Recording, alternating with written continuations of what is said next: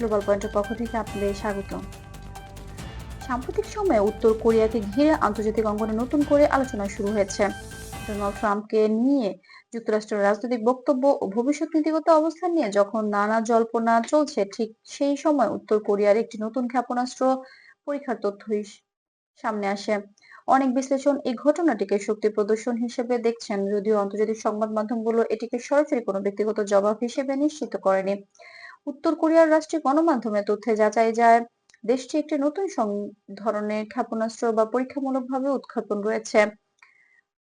এই পরীক্ষাকে পিয়ংইয়ং নিজেদের প্রতিরক্ষা সক্ষমতা উন্নয়নের ধারাবাহিক অংশ হিসেবে বর্ণনা করছে। বিষয়টি সামনে আসার পর বিশ্বজুড়ে আলোচনাও শুরু হয় এবং অনেক দেশ পরিস্থিতির দিকে নজর দিতে শুরু করে। রয়টার্স, বিবিসি এবং আল জাজিরার মতো নির্ভরযোগ্য সংবাদ মাধ্যমের বিশ্লেষণে বলা হয়েছে, উত্তর কোরিয়া এ ধরনের পরীক্ষা নতুন কিছু নয়। দেশটির নিয়মিত বিরতিতে নিজস্ব প্রযুক্তি ও সামরিক সক্ষমতা প্রদর্শন করে থাকে। সাম্প্রতিক এই পরীক্ষাও সেই ধারাবাহিকতার মধ্যেই পড়ে, ফলে একে হঠাৎ বা সম্পূর্ণ অপ্রত্যাশিত কোনো ঘটনা হিসেবে দেখা হচ্ছে না।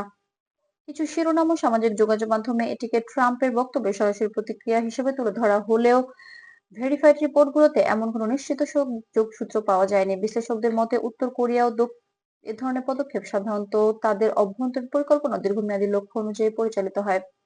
এই ঘটনার পর যুক্তরাষ্ট্র এবং তার মিত্র দেশগুলো পরিস্থিতি পর্যবেক্ষণ করছে। কূটনৈতিক ভাষার সবাই স্থিতিশীলতা বজায় রাখার আহ্বান জানিয়েছে। জাতিসংঘ সহ আন্তর্জাতিক সংস্থাগুলো বিশেষ নজরে রেখেছে বলে জানা যায়।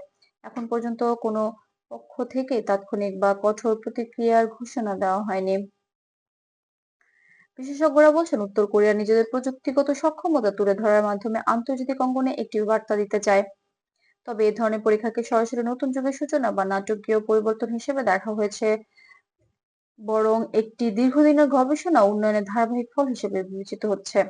সব মিলিয়ে বলা যায়, উত্তর কোরিয়ার সাম্প্রতিক ক্ষেপণাস্ত্র পরীক্ষা বিশ্বজুড়ে আলোচনার কেন্দ্রবিন্দুতে হলেও এটি কোনো হঠাৎ বা ব্যাখ্যাতীত ঘটনা নয়। আন্তর্জাতিক মহল বিষয়টিকে সতর্কভাবে বিশ্লেষণ করছে এবং আপাতত কূটনৈতিক পর্যায়ে পরিস্থিতি পর্যবেক্ষণ করা হচ্ছে। ভবিষ্যতে এই ইস্যু কোন দিকে গড়ায় তা অনেকটা নির্ভর করবে সংশ্লিষ্ট দেশগুলোর রাজনৈতিক সিদ্ধান্ত ও পারস্পরিক যোগাযোগের উপর।